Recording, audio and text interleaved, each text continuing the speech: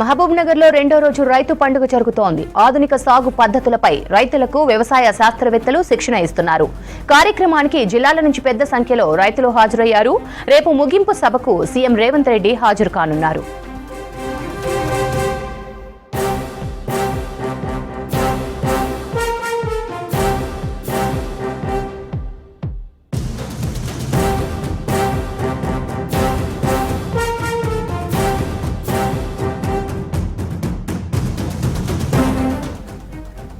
మహబూబ్ నగర్ లో రెండో రోజు రైతు పండుగ జరుగుతోంది. ఆధునిక సాగు పద్ధతులపై రైతులకు వ్యవసాయ శాస్త్రవేత్తలు శిక్షణ ఇస్తున్నారు. కార్యక్రమానికి జిల్లాల నుంచి పెద్ద సంఖ్యలో రైతులు హాజరయ్యారు. రేపు ముగింపు సభకు సీఎం రేవంత్ రెడ్డి హాజరు కానున్నారు.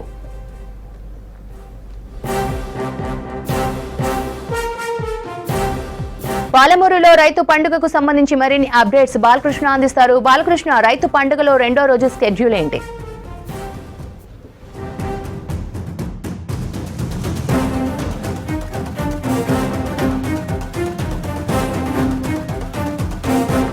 రైతు పండుగలో భాగంగా ఇవాళ రెండో రోజు షెడ్యూల్ అయితే మార్నింగ్ ఈవినింగ్ 2 సెషన్స్ ఉన్నాయి.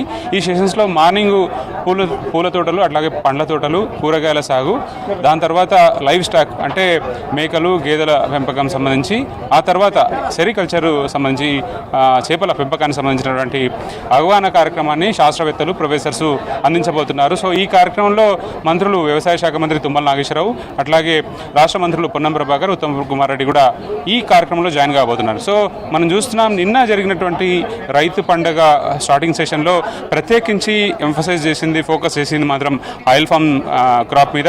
ఎక్కువ మొత్తంలో సాగు చేయండి, దీని ద్వారా లాభాలు ఉంటాయి, ఏ రైతు కూడా నష్టపోరు అనే విషయాన్ని రాష్ట్ర వ్యవసాయ శాఖ మంత్రి తుమ్మల నాగేశ్వరరావు చెప్పడం జరిగింది. సో ఎవరైనా నష్టపోతే ఏ శిక్షకైనా తాను సిద్ధమని స్వయంగా తాను ఎక్స్పీరియన్స్ చేస్తూ చెప్పిన మాటల్ని రైతులంతా కూడా అబ్జర్వ్ చేసి చాలామంది, ఎక్కువ మంది రైతులంతా కూడా ఆయిల్ ఫామ్ వైపు మొగ్గు చూపుతున్నారు. సో కొంతమంది రైతులు కూడా మనం చూడొచ్చు, ఆయిల్ ఫామ్ స్టాల్ని ఎస్టాబ్లిష్ చేస్తే ఇక్కడ చూడడానికి చాలామంది రైతులు వచ్చారు.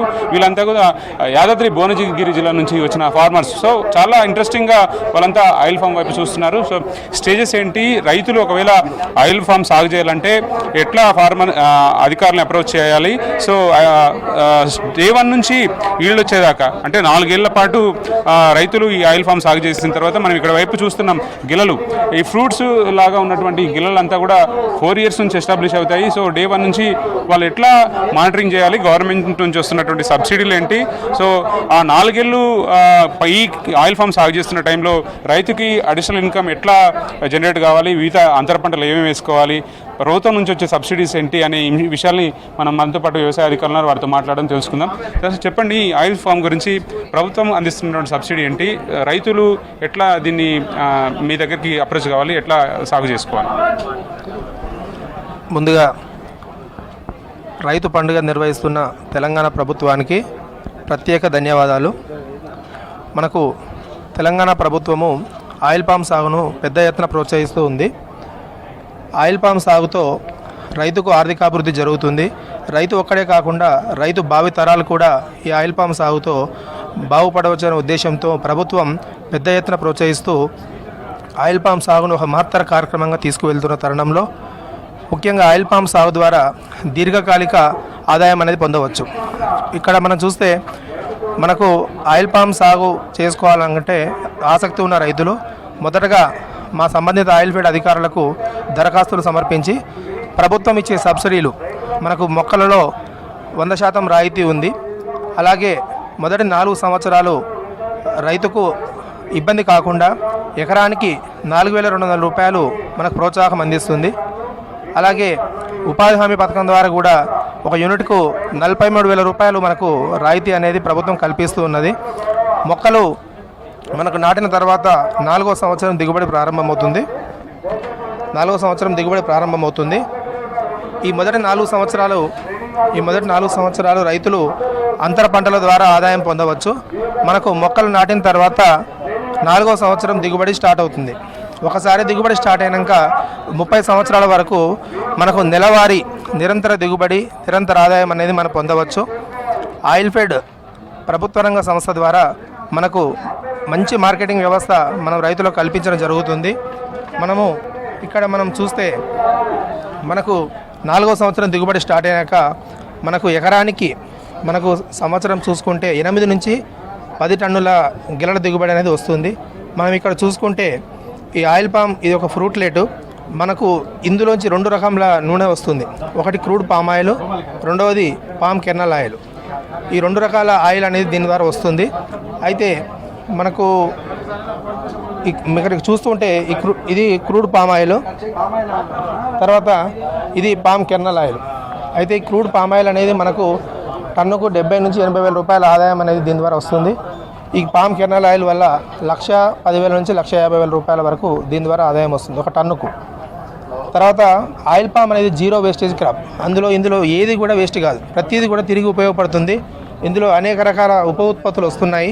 మనకు పామ్ ఫైబర్ కానీ, తర్వాత పామ్ నట్స్ కానీ, తర్వాత డీమక్, ఇది చేపల చెరువులు ఆహారంగా వాడతారు, మంచి ఉపయోగకరమైన ఉప ఉత్పత్తి. అలాగే ఆయిల్ పామ్ కెర్నల్స్, ఈ కెర్నల్స్ నుంచి మనకు పామ్ కెర్నల్ ఆయిల్ వస్తుంది. ఈ ఆయిల్ పామ్ ఫైబర్ను రైతులు మల్చింగ్ కోసం ఉపయోగిస్తున్నారు. దాని ద్వారా కలుపు నివారణ జరిగి మనకు దిగుబడి కూడా పెరుగుతుంది. ఓకే, ముఖ్యంగా అంటే ఆయిల్ ఫామ్కి మార్కెట్లో ఉన్న డిమాండ్ ఎలా ఉంది? సో ఇప్పుడు అంటే ఫార్మర్స్ ఏ మేరలో సాగు చేస్తున్నారు? ఫ్యూచర్లో దీన్ని ఎట్లా విస్తరించబోతున్నారు? ఇప్పుడు మన ఆయిల్ ఫెడ్ పరిధిలో 8 జిల్లాలు కేటాయించారు. అయితే ఇక్కడ ఉమ్మడి మహబూబ్నగర్ జిల్లాలో మనకు నారాయణపేట, గద్వాల్ జిల్లాలో ఆయిల్ ఫెడ్ పామ్ ఆయిల్ సాగు చేస్తుంది. మనకు ఇప్పటి వరకు గద్వాల్ జిల్లాలో అయితే ఒక 6,700 ఎకరాలు మనకు ఆయిల్ పామ్ సాగులోకి వచ్చింది. నారాయణపేటలో 6,500 ఎకరాలు ఇప్పటికే మనకు ఆయిల్ పామ్ సాగులోకి వచ్చింది.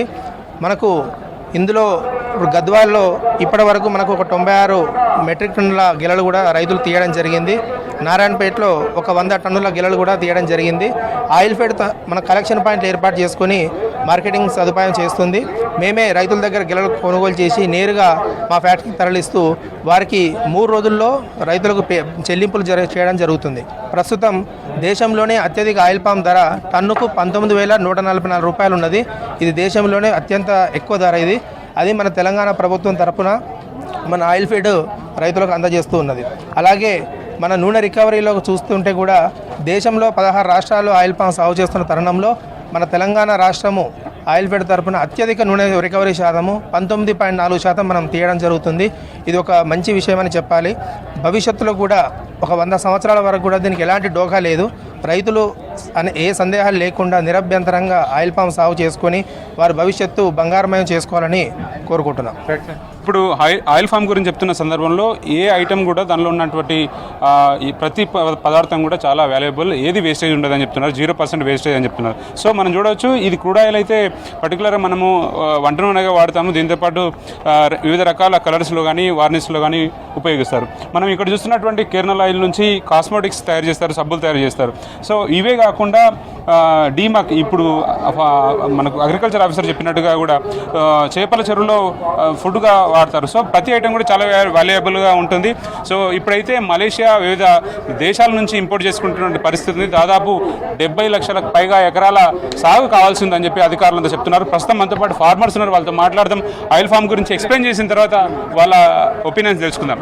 చెప్పండి. ముందుగా తెలంగాణ రాష్ట్ర ప్రభుత్వానికి రైతు పండుగ నిర్వహిస్తున్నందుకు ముఖ్యమంత్రి రేవంత్ రెడ్డి గారికి, మన తుమ్మల నాగేశ్వరరావు గారికి ధన్యవాదాలు తెలియజేస్తున్నాము. ఇక్కడ మేము ఆలేరు నియోజకవర్గం, యాదాద్రి భువనగిరి జిల్లా నుంచి వచ్చినాం. మేము ముఖ్యంగా ఇప్పుడు ఈ ఆయిల్ ఫామ్ గురించి మొగ్గు చూపుతూ ఉన్నాం. వరి వేస్తే మాకు ఇబ్బందిగా ఉంది కనుక ఇప్పుడు ఆయిల్ ఫామ్ గురించి మేము ముందుగా తెలుసుకొని ఆయిల్ ఫామ్ దిగుబడి వస్తుందని ఇప్పుడు శాస్త్రవేత్తలు, సైంటిస్టులు చెప్తున్నారు. మేము ఆ పంటకు మేము అనుకూలంగా మా బొమ్మలనగరం మండలం నుంచి మేము అత్యధికంగా మా యాదాద్రి భువనగిరి జిల్లా ఆలేరు నియోజకవర్గం మా ఎమ్మెల్యే గారు బీరాయిల గారు ఇక్కడికి పంపించారు. మేము ఖచ్చితంగా మేము ఆయిల్ మన ఫామ్ ఆయిల్ పంటను పండిస్తామని తెలియజేస్తాం. అధికారులు చెప్పినప్పుడు వరికి వీటికి ఉన్న తేడా మీకు ఏమనిపిస్తుంది? చాలా ఉంది తేడా. వరి వేస్తే ఏంటంటే వర్షం వస్తే వర్షంలో ఖరాబ్ అయిపోతుంది. ఇప్పుడు ఇది ఒక్కసారి వేసుకుంటే మనకు లైఫ్ లాంగ్ ఒక 30 సంవత్సరాలు చెప్తున్నారు కనుక మేము అత్యధికంగా మొగ్గు చూపుతా ఉన్నాం ఈ పంటకి. ఓకే, చెప్పండి. సో ఫార్మర్స్ అంతా చెప్తున్నది అదే, చాలా వాళ్ళంతా కూడా ఈ ఆయిల్ ఫామ్ వైపు మొగ్గు చూపిస్తున్నారు, ఆసక్తి చూపిస్తున్నటువంటి పరిస్థితి కనిపిస్తుంది. ఆయిల్ ఫామ్ని పెద్ద ఎత్తున సాగు చేయాలని ప్రభుత్వం కూడా కృతనిశ్చయంగా ఉండడం వల్ల అధికారులంతా కూడా వీటి వైపు ఎక్కువగా ప్రచారాన్ని కల్పిస్తున్న పరిస్థితి ఉంది. Over to studio.